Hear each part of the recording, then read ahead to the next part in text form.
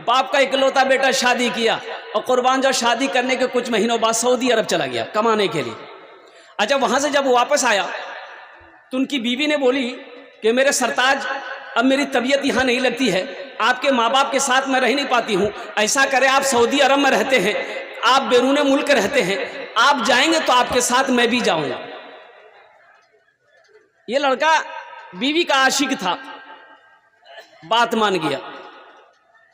जब ये खबर मां को पहुंची कि मेरा बेटा मेरी बहू को लेके जाएगा तो मां तड़प उठी, बेटे से कहने लगी, बेटा एक तो तू बाहर रहता है, अब तेरी बीवी भी चली जाएगी बेटा तो हम लोग की खिदमत कौन करेगा, तेरा बाप बूढ़ा मैं भी बूढ़ी। नौजवानों कुर्बान जाओ, शादी के बाद बदलना नहीं। देखो बीवी है, हुन्ना लिबासुल लकुम व अंतुम लिबासुल लहुन्ना, बीवी का जो हक है दो, लेकिन माँ बाप का मकाम को समझो। माँ बाप के मकाम को अल्लाह ने कुरान में कहा, माता बलकुम मिनन निसाई मसना व सुलासा व रुबा, एक पसंद है, दो पसंद है, तीन पसंद है, चार पसंद है, कर लो। बात समझ में आ रही है? बात समझ में आ रही है? नहीं, एक पसंद है कर लो, दूसरी पसंद है कर लो, तीसरी पसंद है कर लो, चौथी पसंद है कर लो। अब फिर भी पसंद है तो इसका मतलब तुमको पसंद नहीं, तुमको खुजली की बीमारी है, बीटेक्स की दवाई लगाओ। तो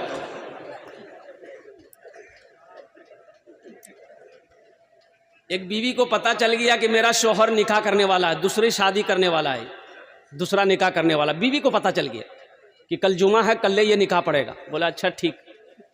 रात में बनाई खाना, मिलाई नींद की टेबलेट और खिला दी अपने शौहर को। 3 दिन तक सोया रह गया।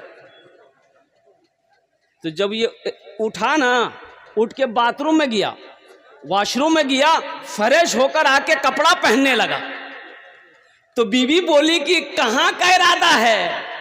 बोला जुमा पढ़ने जा रहे हैं। जुमेरात के दिन सोया था वो। बोला जुमा पढ़ने जा रहे हैं। तो बीवी बोली आज जुमा नहीं जगह, आज इतवार है, आप 3 दिन तक सोते रहे हैं। और सुनने में आया कि आप इरादा किए निकाह का, इरादा तर्क कर दीजिए, अभी 3 दिन सुलाए हैं, इरादा तर्क नहीं कीजिएगा ना, ऐसी टेबलेट खिलाएंगे कयामत में उठिएगा आप। बोले नहीं कर वो भी हाथों से। तो मेरे नौजवानों, बीवी के जो हक हैं उसको भी अदा करो, लेकिन माँ बाप का ऊंचा मकाम है। तो बताया गया कि ये लड़का अपनी बीवी की बात पे आ गया, अपनी बीवी को साथ लिया, सऊदी अरब चला गया। हर साल हज करे। 14 साल का अरसा गुजर गया। कितने अरसा गुजरे? बोलो भाई, 14 साल का अरसा गुजर गया। इन 14 सालों में 14 हज किया। खाने काबा के पास बैठकर ज़ारो कतार रो रहा था। तवाफ़े काबा करने के बाद ज़ारो कतार रो रहा है तो किसी बुजुर्ग ने पीछे से हाथ कंधे पे रखी, पलट कर देखा कि एक अल्लाह वाले। तो अल्लाह वाले ने पूछा कि बेटा कौन ऐसा गुनाह किया है जो इस कतर ज़ारो कतार रो रहा है? और नौजवान की हिचकियां बन गई। कहा कि ए अल्लाह वाले, ये मेरा 14वां हज है, जब भी मैं हज करने आता हूं ऐसा लगता है मेरे दिल पे किसी ने ताला लगा दिया है। तो अल्लाह वाले ने कहा कि तुम्हारे लगता है तुमने किसी का दिल दुखाया है, लगता है तुमने किसी का दिल दुखाया है। तुम्हारी माँ है, बाप है? ये नौजवान कहने लगा कि हजरत, माँ बाप को देखे हुए 14 साल का अरसा गुजर गया, पता नहीं वो किस हाल में है, मुझे खबर नहीं है। तो फिर उस बुजुर्ग ने कहा कि फिर ये खाने काबा में बैठकर क्या कर रहा है? जा उठ, अपने माँ बाप के कदमों में जाकर उसे मना ले। अगर वो राजी हो गए तो अल्लाह तेरे दिल के ताले को खोल देगा। ये नौजवान आनंद फानन में टिकट बनाया, हिंदुस्तान आया। जब अपने गांव पहुंचने के करीब हुआ तो 14 साल का अरसा हो गया था। तो पहले फूस के घर, टाली के घर, टीन का घर, लेकिन अब देख रहे बिल्डिंग ही बिल्डिंग है। तो अपना घर पहचान में नहीं आएगा। बूढ़े मियाँ बैठकर गांव से बाहर बैठकर घास काट रहे थे। रुक कर ठहर कर बूढ़े मियाँ से पूछा कि बूढ़े मियाँ, ए चचा, अपना अब्बा का नाम लिया कि अब्दुल्ला साहब का घर कौन सा है? तो बूढ़े मियाँ गौर से देखा नौजवान को, बोला बेटा अब्दुल्ला मियाँ वो तो अब इस दुनिया में नहीं रहे। एक ही बेटा था जिसको बड़ी मेहनत से उन्होंने पढ़ाया था। लेकिन शादी करने के बाद अपने माँ बाप को भूल गया। कुर्बान जाओ, ये नौजवान रोने लगा तो बूढ़े मियाँ ने कहा कि भाई उससे तुम्हारा क्या रिश्ता है? कहा कि उनकी बीवी का क्या बना, अब्दुल्ला साहब की बीवी का क्या बना? अपनी माँ के बारे में पूछा तो बूढ़े मियाँ ने कहा कि बेटा उस बेवा का क्या कहना, शौहर के मरने के बाद दूसरे के घर में काम करती थी। अब मुझे तो पता चला है कि अब उनकी आंखों की रोशनी भी खत्म हो गई है। बस हमेशा यही दुआ करती है कि अल्लाह मौत से पहले एक बार मेरे बेटे को मैं अपनी नजरों से देखूं, अल्लाह एक बार मेरे बेटे को दिखा देना। ये वो दुआ करती है। ना जाने उसका बदनसीब बेटा, बदबख्त बेटा कहाँ चला गया पता नहीं। ये नौजवान ज़ारो क़तार रोने लगा। घर बता दिया कि इस बिल्डिंग के बाद जो झोपड़ी आएगी वही घर उसका है। ये नौजवान दबे कदमों से अपने आंगन में जब कदम रखा तो एक आवाज़ आई, नहीफ सी कमज़ोर सी आवाज़ आई, मेरे आंगन में कौन आया है, कौन है? ये नौजवान डरते डरते रोते हुए कहने लगा कि माँ तेरा बेटा आया है। कुर्बान जाओ, इतना सुनना था। माँ सोई हुई थी, बड़ी मुश्किल से उठकर बैठी। माँ कहती है कि बेटा बहुत देर कर दी तुमने, मेरे करीब आ जाओ, मेरी आंखों में रोशनी तो नहीं है कि तुझे देख पाऊं, मेरे करीब आ जाओ, सीने से लग जाओ ताकि मेरे दिल को ठंडक मिल जाए कि मेरा बेटा लौट कर आ गया।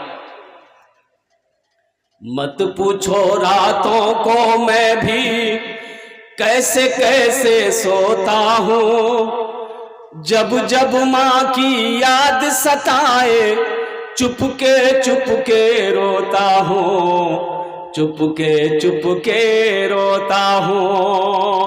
है दर माँ के चरणों में तन मन धन कुर्बान है, जो माँ की ममता ना समझे वो कितना नादान है, वो कितना नादान है।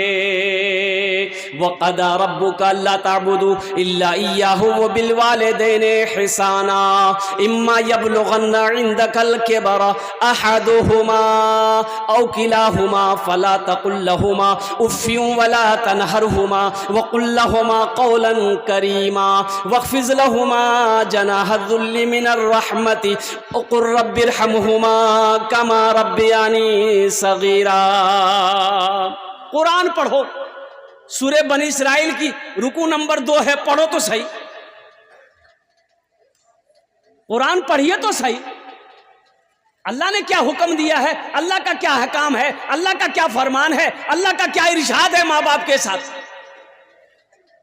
ए लोगों, मेरे साथ किसी को शरीक ना बनाना, अपने माँ बाप के साथ अच्छा सलूक करना। अल्लाह कहता है मेरे साथ किसी को शरीक ना बनाना, अपने माँ बाप के साथ अच्छा सलूक करना। और सुनो, जब वो दोनों बुढ़ापे को पहुँच जाएं, उन्हें झिड़कना नहीं, उन्हें उफ तक ना कहना, उनके लिए शफकत का बाजू बिछा देना और दुआ करना, रब्बिरहमहुमा कमा रब्बियानी सगीरा। ऐ मेरे रब, मेरे माँ बाप पर रहम फरमा, जिस तरीके से उन्होंने मुझे बचपन में पाला पोसा बड़ा किया। इंशाल्लाह नौजवानों, माँ बाप की खिदमत करोगे? कितने लोग तैयार? इंशाल्लाह उठाओ हाथ। और एक बात याद रखना, जो अपने माँ बाप के साथ जैसा करेगा उसका बेटा भी उसके साथ वैसा ही करेगा। एक बेटा माँ बाप से किसी बात पे झगड़ा हुआ, वो बेटा बाप का कालर पकड़ के घसीटने लगा, घर से घसीट कर वो सारे में लाया, वो सारे से घसीट कर आंगन तक लाया, आंगन से दरवाजे तक ले गया। तो बाप रोते हुए कहता कि बेटा बस कर, यहीं तक रुक जा, यहीं तक। तो बेटा रुक गया। तो बाप ने कहा कि बेटा जानते हो, मैंने भी अपने बाप को घसीट कर यहीं तक लाया था, इसी जगह तक हम भी अपने बाप को खींच कर लाए थे, घसीट कर लाए थे। आज उसका बदला तुमने अदा कर दिया, इसका फल मुझे मिल गया है। इसलिए नौजवानों, एक बात याद रखना, जो अपने माँ बाप के साथ नेकी करोगे, तुम्हारी औलाद भी तुम्हारे साथ नेक सलूक करेगी। आज तुम अपने माँ बाप को सताओगे, ये लिख लो, पत्थर की दीवारों पे लिख लो, कल हो करके तुम्हारा बेटा भी जब तक वैसा करेगा नहीं, तुम्हारी मौत नहीं आ सकती। जब तक भोगोगे नहीं तब तक मर नहीं सकते। तो इंशाल्लाह माँ बाप से मोहब्बत है तो इंशाल्लाह माँ बाप के नाम पर कुछ करोगे? अब भाई करोगे? अरे बोलिए ना भाई, करेंगे इंशाल्लाह। अल्हम्दुलिल्लाह, मदरसे का जलसा है, इस मदरसे के अंदर में माँ बाप के नाम पर ईसाल और सवाब की नीयत करने वाला, बहुत सारे सखी यहाँ पर बैठे हुए हैं। मैं मोहब्बत देखना चाहता हूँ, माँ बाप की मोहब्बत कितनी है। अल्हम्दुलिल्लाह हम ज़्यादा नहीं, आपसे आपनार जन्य আমি 10टे দোয়া করব। কত দোয়া করব বলুন তো? अरे बोलून ना, কত দোয়া করব? 10 दुआ करेंगे और यहाँ जो दुआ होगी कबूल होगी इंशाअल्लाह। अल्लाह का कुरान कह रहा है वक़ाला रब्बुकुम उदूनी अस्तजिब लकुम, मेरा अल्लाह कहता है मेरा बंदा तुम मुझे पुकारो मैं तेरी दुआ को कबूल करूँगा, मेरा बंदा तुम मुझे याद करो मैं तेरी दुआ को कबूल करूँगा। ये मेरे रब का कौल है, फरमान है। यहाँ जेखाने जेटी दुआ होबे कबूल होबे, जेटी दुआ होबे मकबूल होबे, ऐसी वैसी दुआ नहीं होगी। एक बुढ़िया रास्ते में गिर गई, एक नौजवान मोटरसाइकिल लेके जा रहा था, देखा कि बुढ़िया गिर गई है, उठाया, दोनों हाथ पकड़ के बुढ़िया को उठाया। हे दादी उठ, दादी उठ उठ उठ उठ। तो बुढ़िया उठी, बुढ़िया बोलिए बेटा जितना जल्दी तुम हमको उठाया है हम उतना हम भी दुआ करते हैं अल्लाह उतना जल्दी तुमको भी उठा ले। बहुत सारे हमारे भाई बैठे हुए हैं, ये मदरसे का जलसा है, 35 बच्चों की दस्तारबंदी है। कितने बच्चों की दस्तारबंदी बोलिए? 35 बच्चों की दस्तारबंदी है। एक बच्चे को हाफिज कुरान बनाने के लिए कुर्बान जाओ, कम से कम 10,000 रुपया खर्चा है।